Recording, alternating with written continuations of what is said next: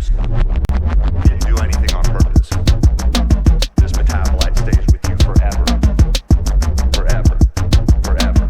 What a picogram is?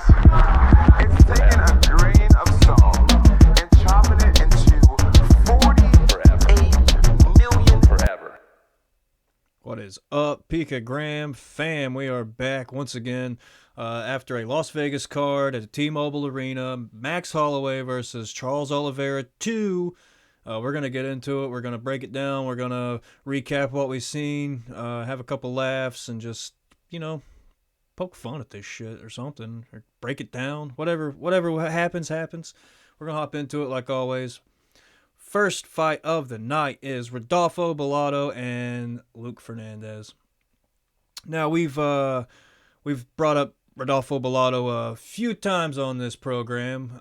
He's not what you would call someone's favorite fighter, but he probably is somewhere. But he's got a weird track record. Not really his fault. Some of it, most of it is. Just short breakdown. The fucking Paul Craig shit where he acted like he was unconscious on the ground and then kind of faked a seizure maybe or something like that. And then you had the, I think the last one he fucking got disqualified or something. The other guy got disqualified for kicking him in the balls or something. Can't remember. Just said he lost to decision. Yeah, he just lost decision, I guess. Anyway, dude got a knockout in the first round, so congratulations, Rodolfo Bellato. I led that shit talking up to a compliment. Good for him.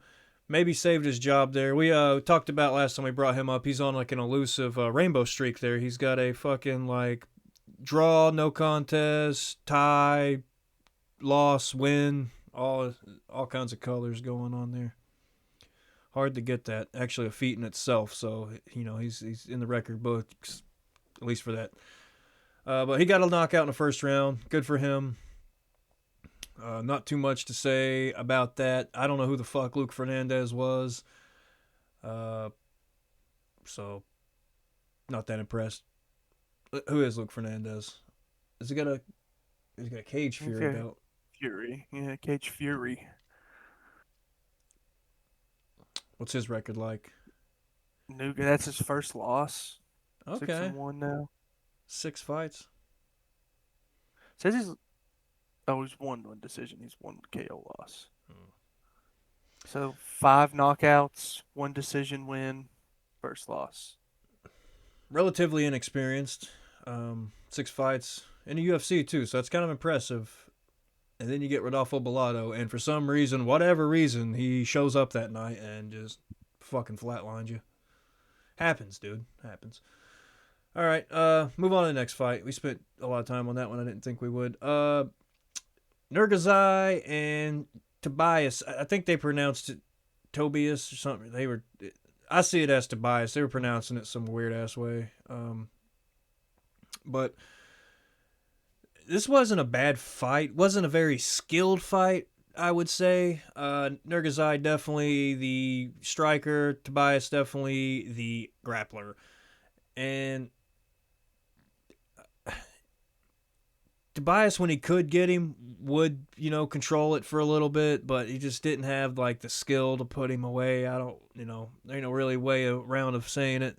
Nurgazai couldn't really grapple either, but somehow stayed alive. And then, won him on the feet that's how it to come the decision win, I would imagine. Couple of big moments, but, from both guys too, but nothing, I think Tobias could have won that fight, especially if he would have grappled more, but I just don't think he had the withal to get it to the ground that easy. I don't know. Nurgazai, you might see more out of him if they keep him with straight strikers, but I don't know, man. It's kind of a good even fight. I enjoyed watching it, but I also was like, man, these guys don't, not looking good, but whatever. What do I know? Move on. Simadurgi and Jesus Aguilar. All right, I would have thought Jesus Aguilar would have showed up a little bit more in this one, But Sumadurgi's tricky, dude. I don't know if you've seen this fight, but this Sumadurgi guy is like almost 6 foot tall in a flyweight division, so he's towering over these guys. He's on kind of a little bit of a run, but he kind of uses that towering presence to just walk forward on these fucking guys. He's got a bit of a red fucking skid mark there, I see. But that is, that's whatever. But this guy, when he's winning, he is winning. I'm going to bring your screen up, too, just so I can see a little better. Booyah. Oh, you went away. We're going to not do that.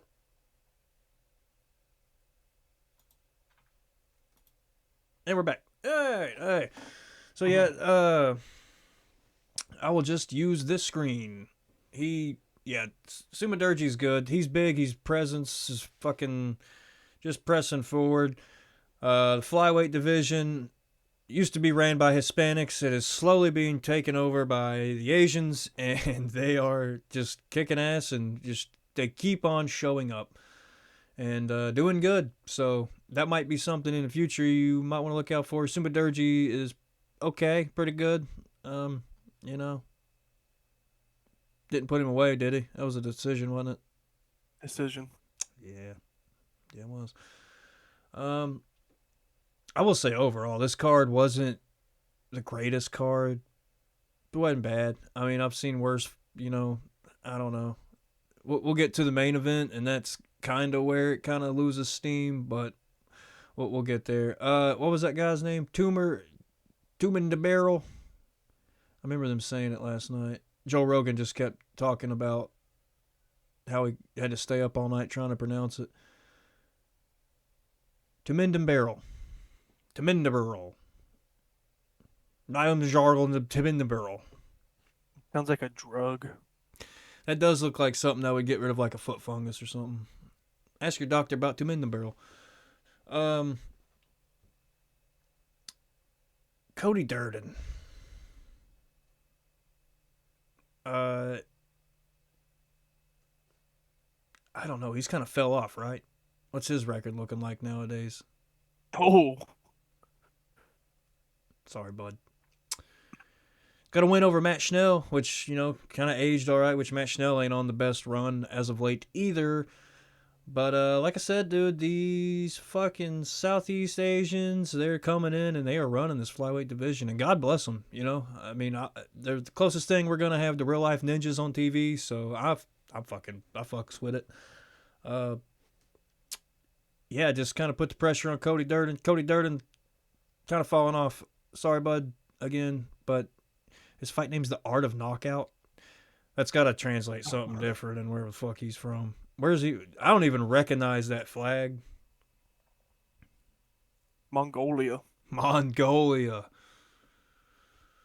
Yeah, so you get the fucking message, don't you? They're coming to take over. 10-1 flyweight division. Looked good. Decision win as well, right? Yeah, unanimous.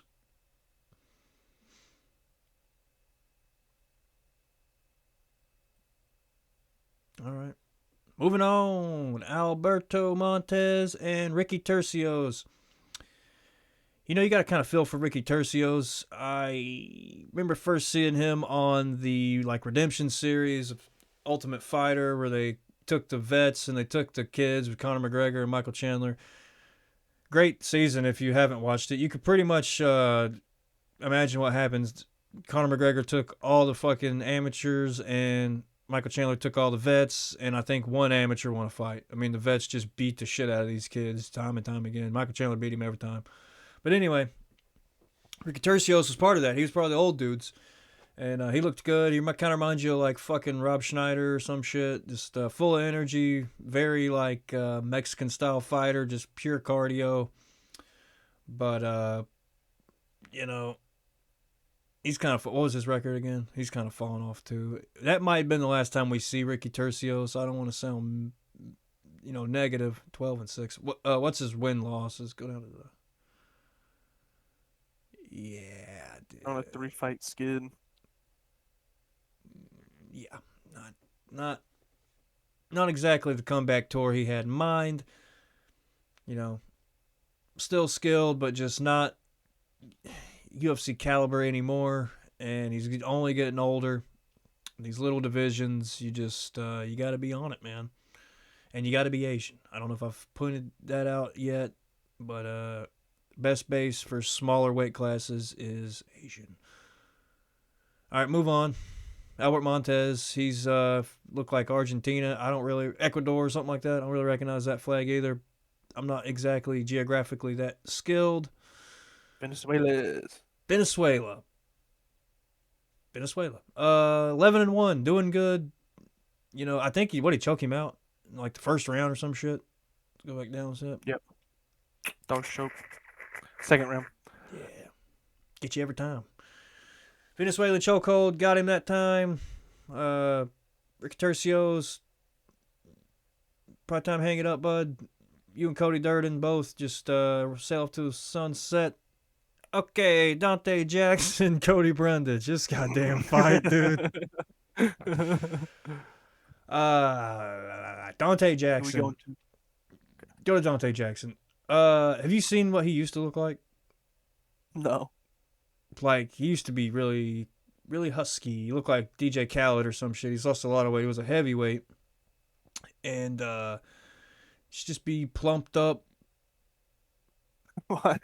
Sorry, every time we do this, why does it show fucking Derek Brunson? Shout out Blonde Brunson, dude. We'll make a video one day on his streak. He killed him for a while too. Blonde Brunson could wrestle his ass off. It's not really showing him. I can see it, but I don't. No, you're making me look good, bad and him look good. Type in fat, I guess. Well, this photo he looks pretty chunky in. I just can't. Which one? I know. That's still not. Type in amateur, maybe. I seen a photo of him the other day. I'm leading you to a specific photo. I seen one of him the other day, and it was like, holy shit.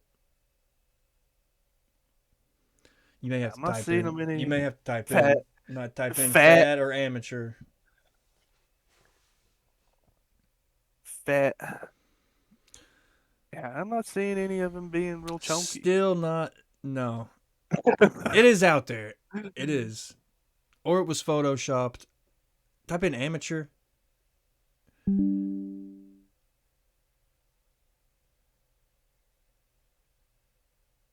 Hello. I mean, yeah, he's not really looking chunky in any of these. Fuck. It said so that photo that I showed you first is what's saying he was 209 in his debut fight on Contenders. This one.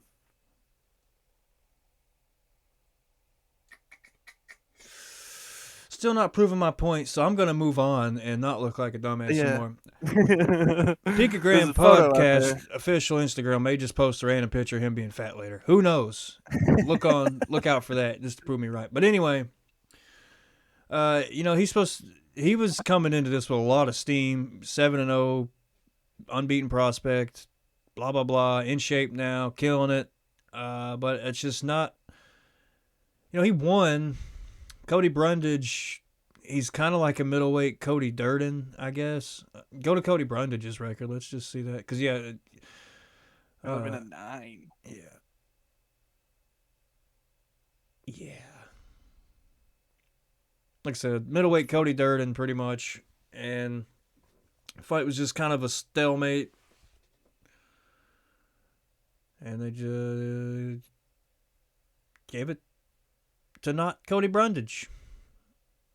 And that's going to hurt him bad because that might be one, the last time we see him. He's 11-9.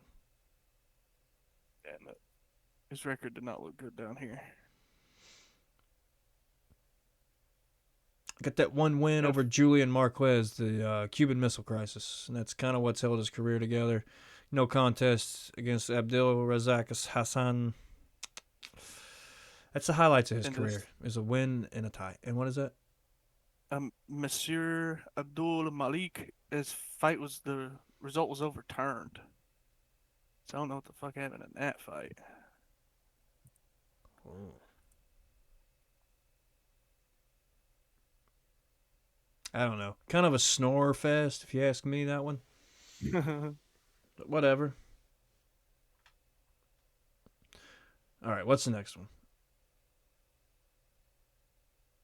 Cody Garbrandt and Long Zhao. Oh, you mean when we accidentally switched over to the ultimate nut kicking competition?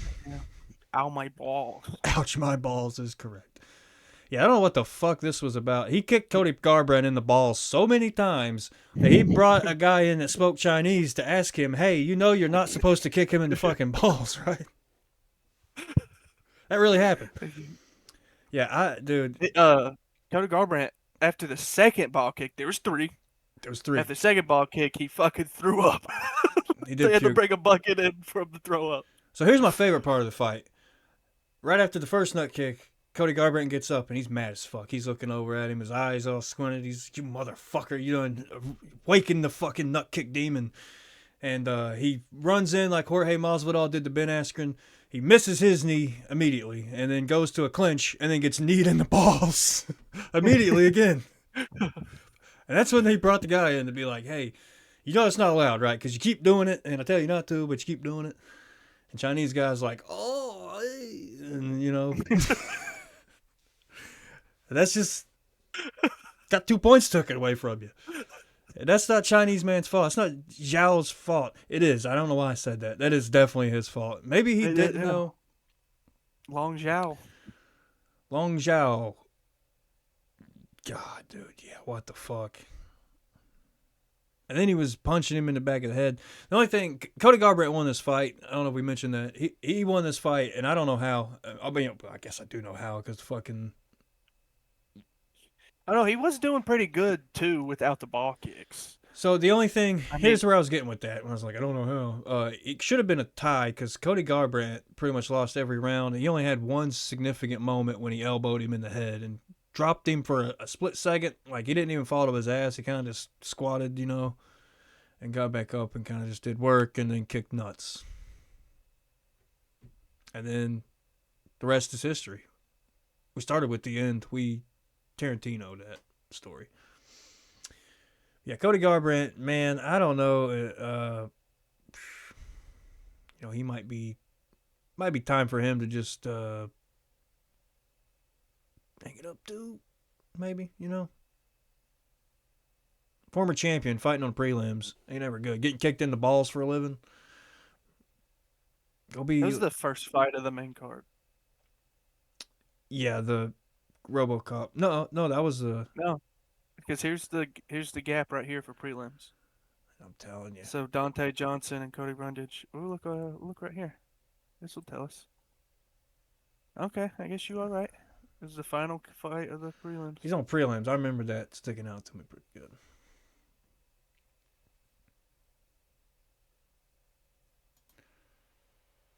All right. Gregory RoboCop Rodriguez and Bruno the Hulk Ferreira. This is a rematch. I don't know if you knew that. Not. Rematch. First one, RoboCop knocked unconscious. A lot has changed since these dudes have fought last, and for the better, honestly, for both of them. But RoboCop's gotten real good. He's gotten fucking tough as fuck. I don't remember his, his famous nose fucking bashed open photo. Him still fighting through it like a maniac. But Bruno Ferreira's tough. I think he's recently went down a weight class. You looking up RoboCop's nose? Look up RoboCop's nose real quick. Is that what you're going for? Yeah. I can't remember who he fought, but the video watchers are going to love this part. Yeah. Yeah, it's that one. Yeah, look at this might get fucking flagged by YouTube. Good God, dude. Yeah, that's fucking it's fucking giner on your head, bud. So yeah, he fought through that. You can see his skull. So yeah, anyway, Gregor Rodriguez came a long way. He's he's getting really good, man. And if you give him the right matchup and he shows up and he's motivated like this one where he wanted that win back, dude's fucking dangerous. And Bruno Ferreira's been, I'm pretty sure, on a knockout streak too. I'm, not a fucking MMA historian, but pretty sure he's Decision win against Vittori, and then he's been on a fucking Submission, fucking door. God damn it. Submission, not knockout. Complete opposite of what I said. Missed weight there, not good. I think he was a light heavyweight before he moved down to middleweight. Super shredded now. Was a little, fluffier in his light heavyweight days. He's kind of short, honestly. Probably be better off in welterweight if he can make it. Don't think he can if he's missing weight. All right. Drew Dober and Michael Johnson. Man, what jokes am I going to avoid about this fight? Pretty much Drew Dober just cannot lose to a black guy.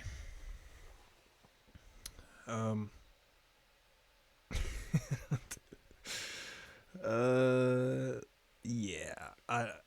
Michael Johnson's good, dude. Was winning the fight. Was fucking really, I picked him to win, honestly, but there's just something to Drew Dober and that fucking giant white chin that he goes into fucking state trooper mode and just fucking does dirty work. Good for Drew Dober. I don't know how the fuck he won that fight, too, honestly, dude. I mean, Michael Johnson's damn near 40, but dude, he was piecing him up. Fucking both had kind of moments in it, but really just felt like Michael Johnson was headed to a victory. But either way, here we are. Good for Drew Dober. Both these dudes have a fucking long record with 15 and 11. Or is that just UFC? What's Drew Dober's record? 25. Goddamn. 29-15. Yeah. 29 and 15. Michael Johnson's 24-20. Yep. Damn near 50 fights apiece. So really just two vets out there doing their job, putting on a fucking good fight. It was a good fight, dude. And like I said, ended crazy. Ended in a meme fashion, if you will. Everybody knows. Any MMA fan knows the joke that Drew Dober knocks out black dudes when he fights them. I don't know. I don't like it, but that's just what it is. Moving on. Rahul Rosas Jr. and Rob Font. Okay. Wow. We'll start with saying congratulations to Rahul. He really did go in there, fight a vet, and take home a victory. You can't take that away from him. But goddamn was it boring, and goddamn was he stalling pretty much the entire time. Rob Font cannot fucking grapple for shit. Really just kind of laid there and got beat up. And not even really beat up because Raul didn't really do much damage or go for any kind of fight-ending scenario. So I don't know who to blame for that stinker of a fight, but goddamn it, that was a fucking boring fight. What's Rob Font's record looking like these days? He's been on 22-10. Huh? 20. I don't. 22-10. Let's see. Yeah, two losses, two in a row. and then 2 wins. So he's 2-2 in his last 4. 3-2 in his last 5. Counting Davis and Figueiredo. I mean, he's only losing to the top of the top, but man, New England Cartel has really fallen off, unfortunately.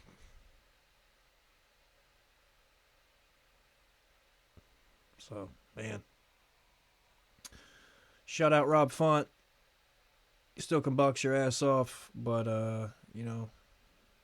get to the point where we need to really question it. Okay, Kyle Bahayo and Rene de Ritter. Kind of a boring fucking fight, too. It was more entertaining than the main event, I guess. But, yeah, dude. We kind of seen how this was going to go. Bahayo piecing up RDR on the feet. RDR trying to grapple, initiate grappling sequences, not really going his way. Kyle's fucking strong. He's a strong middleweight. So is De Ritter. He got him down sometimes. He did get takedown, pushed him up against the fence, got him on the ground, controlled him for a little bit. But other than that, he got fucking cracked a few times. And not much really happened in that fight of significance. I really think either one of them was really even that beat up at the end of it. Kyle Bahayo called out DDP next. I'm for it. So, is what it is. Kind of a fucking stinker. The last fight, kind of a fucking stinker. Got Charles Oliveira versus Max Holloway for the BMF title. The fucking BMF title, man. If I may, I think we're all tired of seeing this fucking thing, right? Yeah. Maybe Yeah, yeah, go ahead. we talked about it last night. Yeah, it's like even it coming in was a joke. The fact that they kept it is a joke. And now that it's like being talked about like an actual belt is still a fucking joke. Remember back in the day when they didn't want to be compared to the fucking WWE, and then here they are adding in a fucking belt that has no significance whatsoever. It's got fuck no in the goddamn title. reason. I mean, it's got fuck in the title of it. Baddest motherfucker. How you gonna take it serious, dude? And if this is the last fight with it, it kind of came in as a joke because it was supposed to be baddest motherfucker against Nate Diaz and Jorge Masvidal. And how'd that fight end? A fucking cut. A fucking doctor stoppage. And then this is how it's going to end. You got a dude, Max Holloway, fully willing to just point at the ground. As we know, he patented the point at the middle of the fucking cage and start swinging. People steal it and then fucking make a joke of it, and they'll do that and then try to go for a takedown or some stupid shit. But no, he's the one that stands true to it every time. He will knock you out or get knocked out. He don't care. And he even tried it in this fight. It just, there was just last 5 seconds. Yeah, after there wasn't enough. He was able to get up. So, I don't hate this outcome, honestly.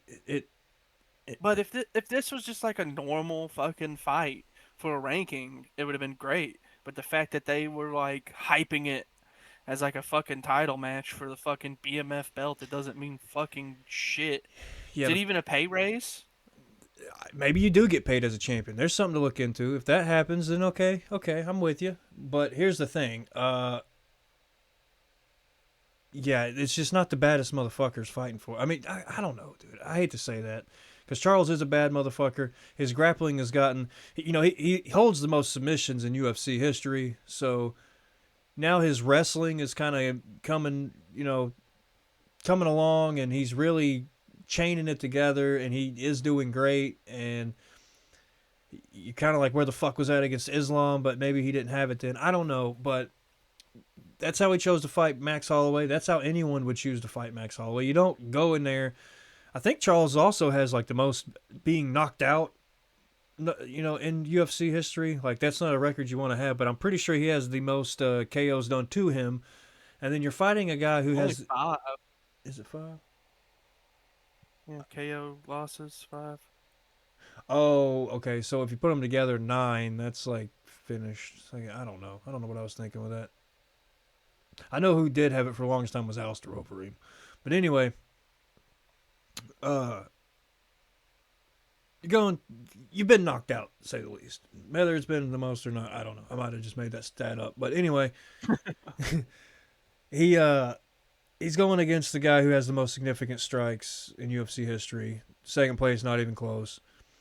And so you kind of have to be smart, and especially if you're going to, I guess if there is a pay raise with that fake belt, then you want that money. And he was going for submissions. It's not like he, Rosas Jr.'d his ass and just laid on him the whole time. He did go for submissions. Is there I was gonna say there's not stats on submission attempts, is there? No. I don't think so. Nah. No. But anyway, it don't matter. Submission attempts 4. Okay, so I guess 1 per round almost.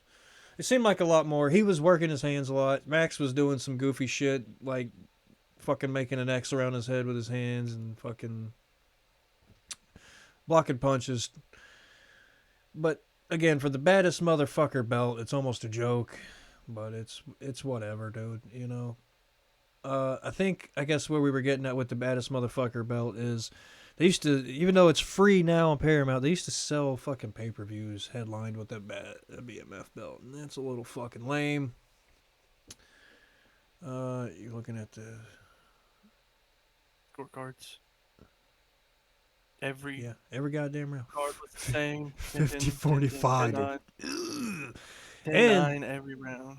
That's a fucking triple threat right there. Mike Bell, Derek Cleary, and Sal D'Amato. Which they called it right. You can't call that fight any other way, but thank God they got that one right.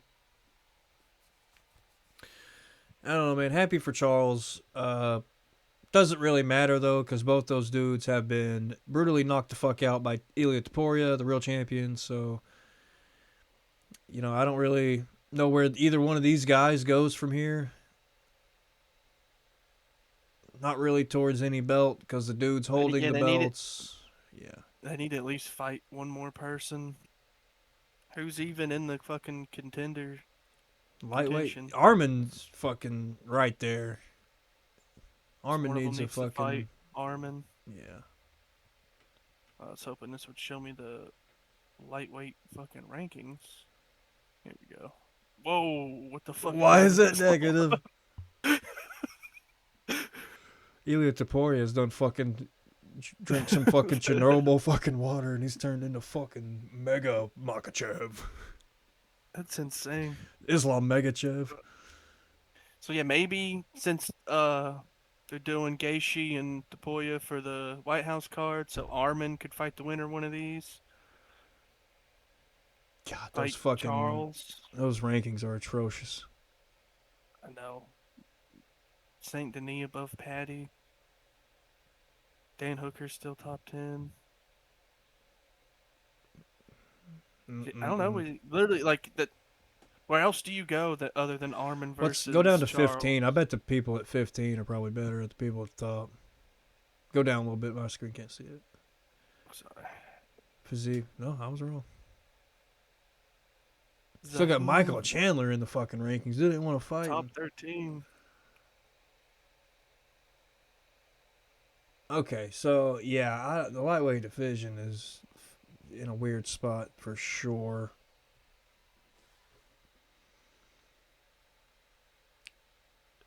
I mean, seriously, like, where do you go? Who do you even want to see Ilia fight? None of those guys. I mean, he's really gonna fucking probably knock all those dudes out. I don't know what to tell you. Armin's his best shot. Armin's got, you know, suspect loss to Gamrot down there, so I don't even know.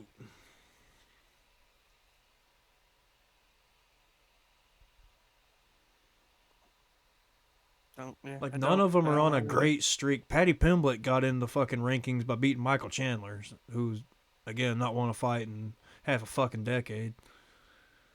Is he even won in the UFC? He beat Dan Hooker in his debut, and then I don't think so from there. He may have won one more. I'm trying to think. He came in on a win, and that kind of shot him to the fucking moon.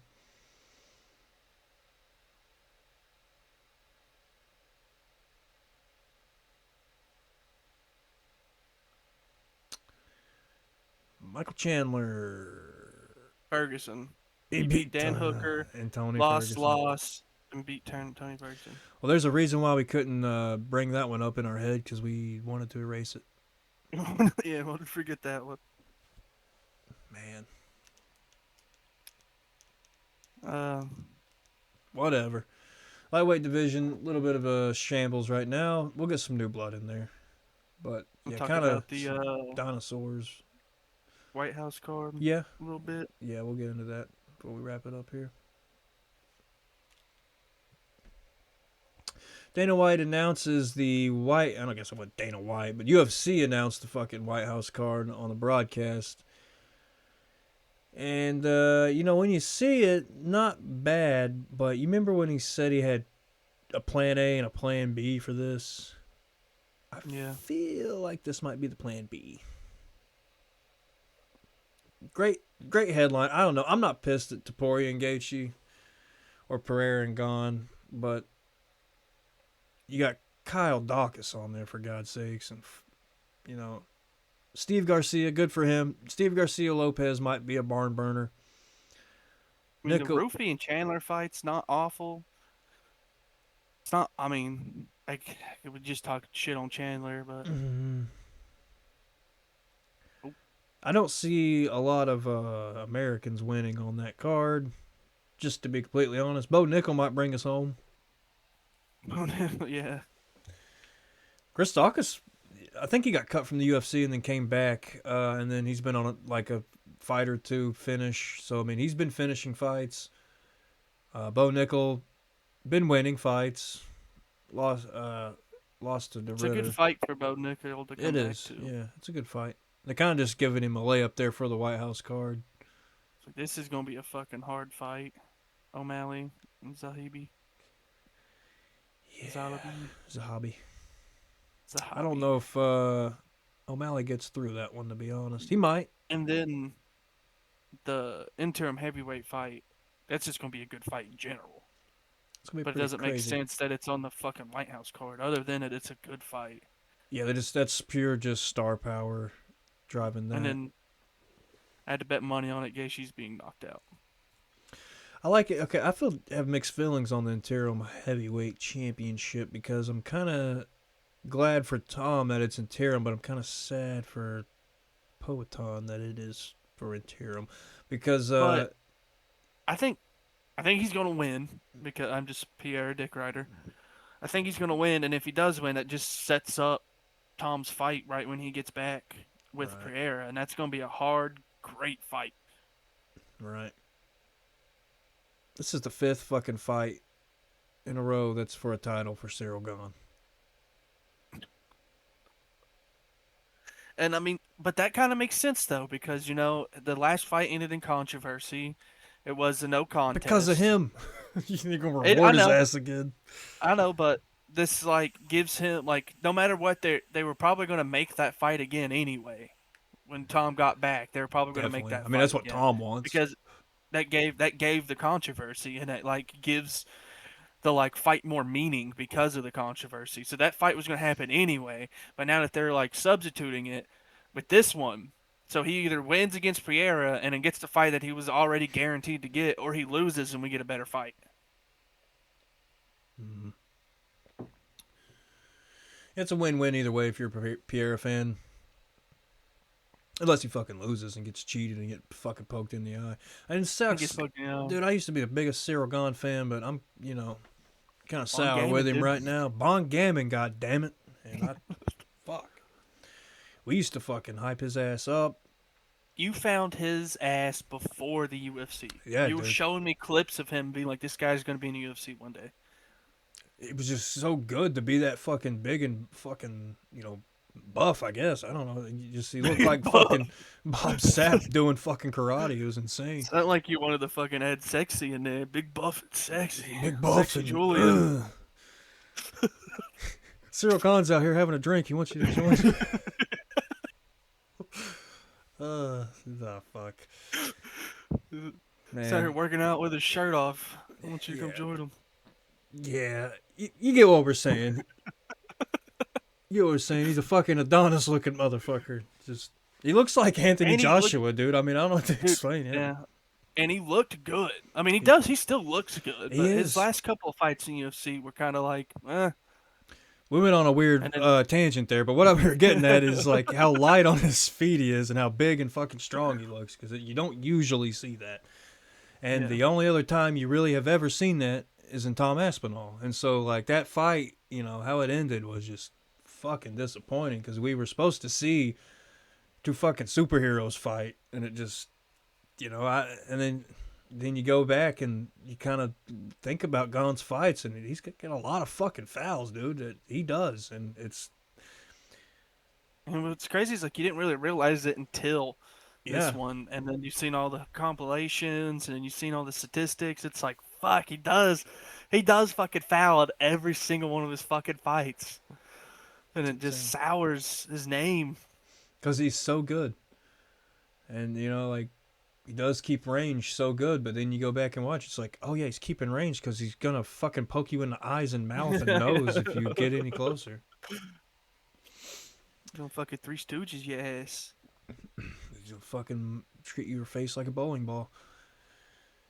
Taporia and Gaethje, I don't hate that fight either, but I think we It all has to happen. It has I to don't know happen. why it's happening. I don't know why it's happening on the fucking White House card. Do they want the Americans to lose on the fucking Freedom 250, Freedom fucking 35? Well, we don't have any other American champions, so I mean, he really just was our only shot. You know, and is See, what it but- is. What they should have done, dude, is waited and had him fight Paddy Pimblett for the interim belt. Because fucking U.S. versus Britain, you know, I mean, it's 4th of fucking July anyway. Yeah, that's when they should have had that fight. That's not 4th of July, it's June 14th. Yeah, it's Trump's birthday. But still.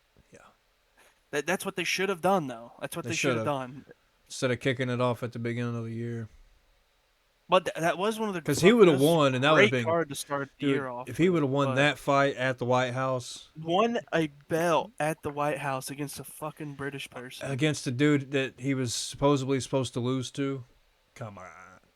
That would have been amazing. Come on, dude. But now they're giving him the fucking Spanish assassin. Coming in Well, fresh fucking- off a fucking divorce where he almost lost everything. You're dead, Justin Gaethje, and I'm sorry. He did, yeah. He's not let anyone live in the octagon before, but now he's coming in angry. Yeah, dude. I mean, you're looking at a guy with nothing to lose at this point, and it's insane. Whatever. Lopez and Garcia. Who was Garcia? Steve I don't know who Garcia? that is. He's good. I can't remember his last win, but he's been on a win streak. Very good boxer. Google him real quick. We'll see his little record there. See what he been cooking up in the kitchen.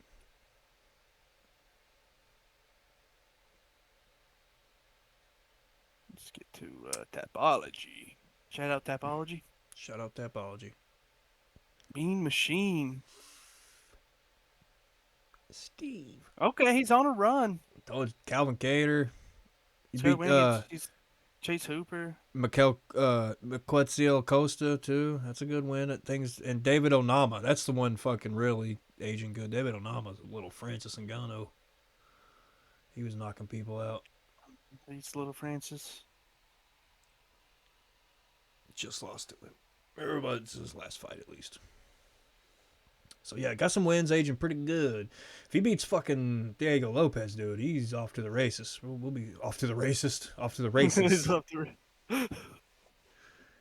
He's the racist. He's the racist. He's the real deal American Mexican that we all love. Fucking fighting spirit. You got Diego Lopez. He's like fake Mexican. He's Brazilian, I think.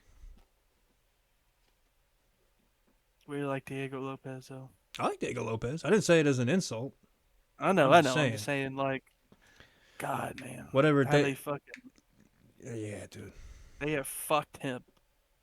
They didn't fuck him. They gave him 2 title shots in a row. Yeah, against somebody that he lost Had to. no Like, chance of winning against. But Yeah, still, I mean, he- fuck. I'm not going to lie. The first time they fought, I did not think Volk was going to pull it out like that, to be honest. Because Lopez was even on But a he did. scarier fucking streak. And then he Yeah. did. And then that's, why we fucking love Volkanovski. And we'll be talking about that motherfucker for years. Yeah, can't say enough good things about Volkanovski. So whatever the fuck these guys do, you better hope you fucking blow the roof off. They could give Steve Garcia a fucking title shot if he beats Lopez, honestly. It's probably if he wins, it's probably the route he's gonna go. Because who else? That's what they're setting him up for. We got Lerone Murphy. That's it. And Evelev. That's the only 2 sitting in featherweight that really deserve it and really right there. So, whatever. We can wrap this up here. We had fun. It was nice, coming back. And we'll see you next time with the Picogram Podcast. We out.